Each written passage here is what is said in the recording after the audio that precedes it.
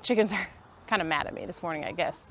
I have found is one of the hardiest lettuces here from Missouri.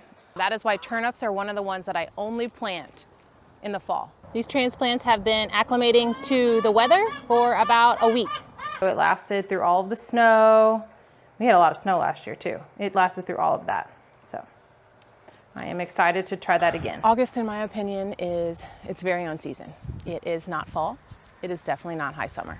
It is late summer, maybe, but it's its own season. It could be because it's my birthday month, so I am very partial to August. But also our summer vegetables that we have growing in the garden, they're doing fantastic at this time of year because it's hot. They don't have a lot of water, so we do have to water, but the summer vegetables are doing fantastic. But yet I can still plant things out for the fall. So I'm harvesting and eating from the garden, but I'm planting and getting ready for the next season. That is what I just love about August, because it's kind of like a fresh start. We get to kind of think back on this season, this high summer season that we had, and then we get to plan for our fall and even winter harvest here in Missouri. I garden because I love food. Plain and simple. Food is my passion, and that's why I garden. We're going to be planting seeds out. I think like 15 different varieties that we're going to be either starting today in the seed room. We're going to be transplanting them here in the garden. We are going to be starting seeds directly in the garden. We're going to check on some seeds that I started and just go over, and it's a garden work day. The two that we will be directly sowing in the ground today are turnips and daikon radishes. Daikon radishes are also called tiller radishes, and there's a variety of names. They grow these very long white taproots that help break up the soil. So I'm going to plant them in the more compacted area of the garden, where my turnips, they come more up out of the ground, and they taste better with a frost on them. That is why turnips are one of the ones that I only plant in the fall. I don't plant them in the spring, although you can. They just don't do quite as well in our area here. So I plant the turnips in the fall, and I let them get big, and they'll get a frost on them, and then we can eat them all winter long because they hold really well in the winter months, just stored right here in my garden. Chickens are kind of mad at me this morning, I guess, because I won't let them out into the chicken orchard because they've been flying over the fence, so they're in timeout. The tiller radish are gonna go right here along the zucchini, because I found that this ground was kind of hard and kind of compact. In the fall, I do plant, when I plant seeds, especially and transplants, I make sure to plant them next to an emitter or along a drip tubing. So that's where we're gonna plant these. And we're gonna plant our turnips back over here.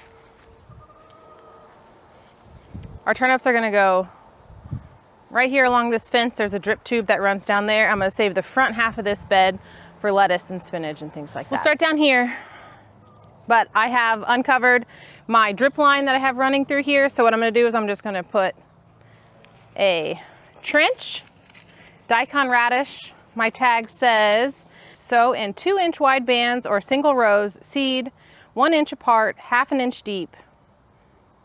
So that's what we're gonna do. I'll probably plant a little thicker than that, because germination in the fall is hard.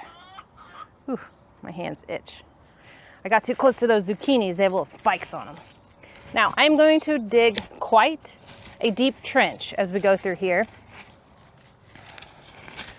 because moisture is farther down. Now my straw has been doing a fantastic job about keeping my soil cool and wet, or moist, whatever you want to call it. So that's great.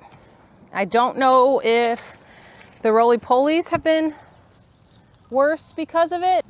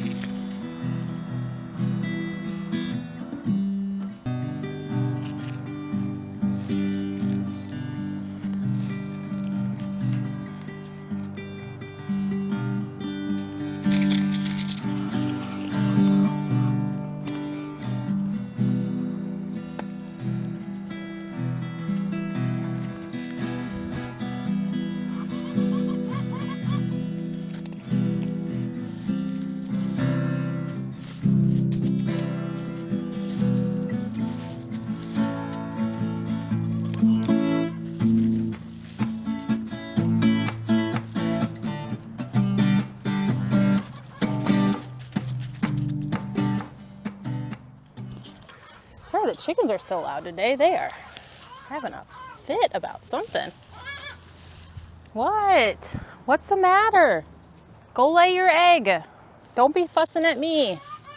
I hear you, I hear you. Water.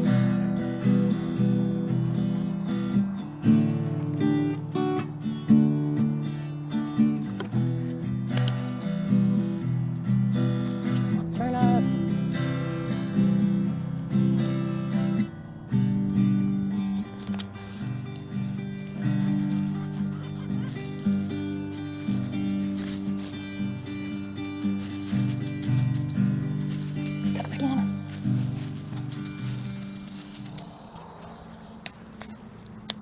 Put our drip line down in our trench.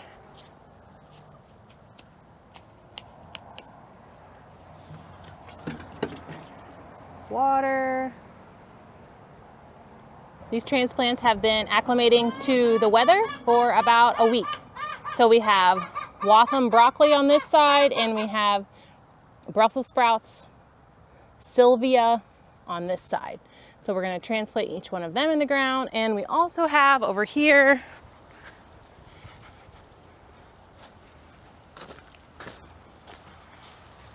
look, we already have a white butterfly trying to lay eggs on my cauliflower.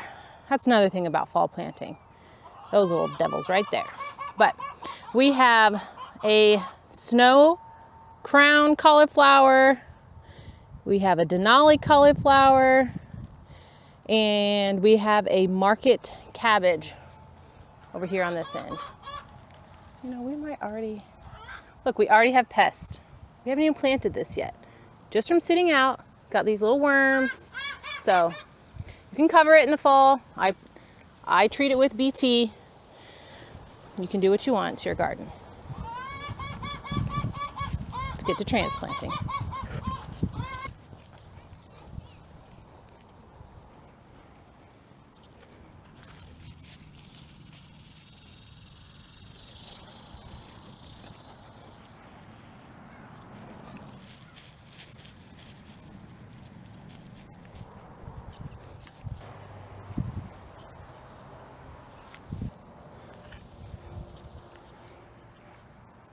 One, 2, 3, 4, 5, 6, 7, 8, 9, 10, 11, 12. Okay. Oh, guys, I have too many plants. It's stressing me out. All right, we need to fertilize.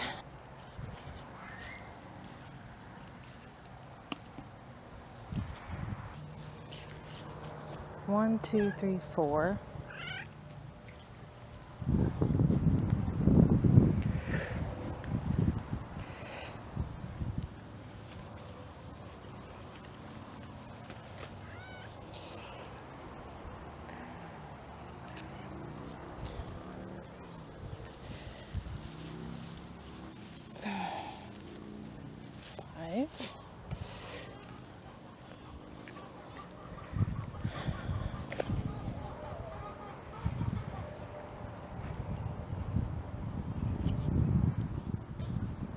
We have transplanted all of the plants and seeds that we are going to do out here in the garden today. Next, we're going to head into our seed starting room and get started on our next round of seeds. If you would, subscribe to our channel. That way you can follow along and see how all of these vegetables that we just transplanted are growing well into our fall and winter garden. All right, we're back down here in the seed starting room, and we have a lot of seeds to get started. These 2 weeks in the middle of August are a very crucial time for fall and winter gardening because we want to get our plants up and established before it gets really cold, and also our daylight hours get a lot shorter. So anything that says it's going to take 50 days is actually going to take 60 to 65 days to actually fully mature before we have our first frost. These are all frost hardy, but we still want to go ahead and get them as fully mature going into the winter as we can so that we can continue to harvest them well into December. So the seeds that we're going to be starting, we have kohlrabi. I'm going to do a tray of kohlrabi of different varieties. We have a tray of beets. In the fall, I like to do multi-sown beets in a tray. That way I don't have to start them in the garden. Less water is required when I do it like this. We have oak leaf lettuce, bronze minette lettuce, spinach, cilantro. A couple of my favorites, we actually have the bok choy and tatsoi. Those, I'm not 100% sure if I'm saying those right, but those are the ones that I really like in the wintertime because they go really well and they're fresh and they're crisp. They're kind of along the lines of a Swiss chard, the stems, but the leaves are much more delicate and tender. Not quite as bitter and gross as Swiss chard. And then we also have a mustard green, a red giant. And the tatsoi and the bok choy, I don't grow those in the springtime because it just gets too hot too fast and they don't produce well. And that is why the bok choy, tatsoi, and turnips are some of the vegetables that I only grow in the fall. So I haven't had them yet this year, so I'm really excited to go ahead and get them started. My tags are here, I already made those. So I'm just going to fill up all of my containers with our soil, and then I'm gonna place their tags, and I'm going to go ahead and start my seeds. I like to lay it out like this so I can decide what kind of containers I have and how much soil I'm gonna need. These are my favorite trays. They're a Charles Dowding tray. They're my favorite for seeds, for spinach and lettuces and things that are smaller. The larger size that I use is great for things that grow a little faster and get a little bigger, like tomatoes and cabbages and some of those bigger brassicas. These are amazing because they use so much less seed starting mix. Kohlrabi that we're starting, we have the early purple Vienna, we have the white Vienna, oh, that's a mustard, and we have a hybrid kohlrabi. It's T-E-R-E-K. It's an F1 hybrid. So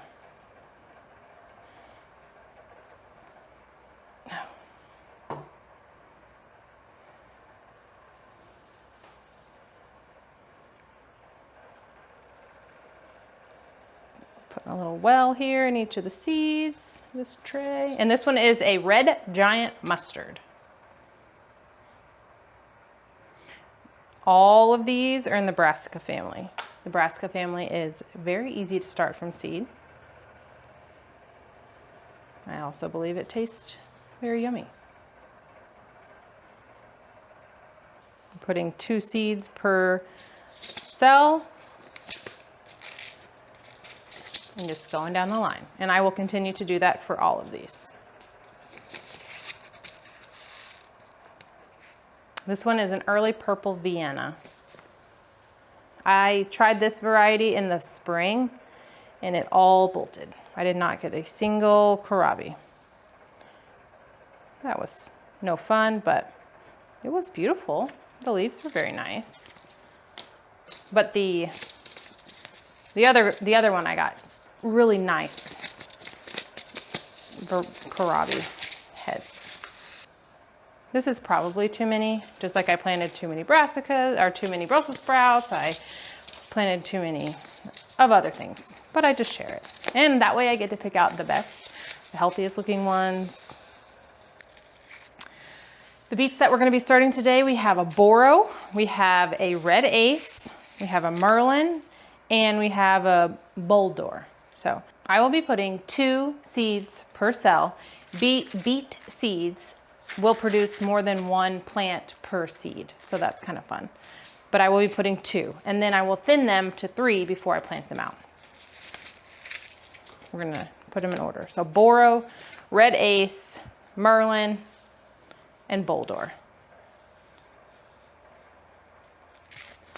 I'm saying that out loud because I didn't make enough tags here like I should, and now I'm not gonna know what's what because I ran out of little tags. And I know I shouldn't do that, but I do every time. So, and I am planting these just per the instructions on the bag. That's how I do those. 2, 4, 2 extra. There's a kale in there. Yeah.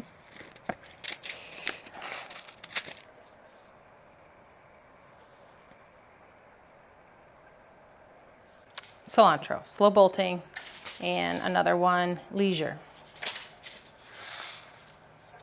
This seed is very old, 2022. So we are going to plant a lot of it. And also, cilantro, just kind of the way it grows, it's okay if you have quite a bit. We have oak leaf and kale, and both of these seeds I have had for 2 years. There's still so many in here.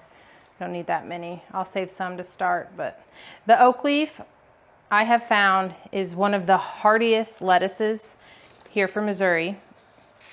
Last year I grew some in my hoops from this time of year, and I harvested it in February.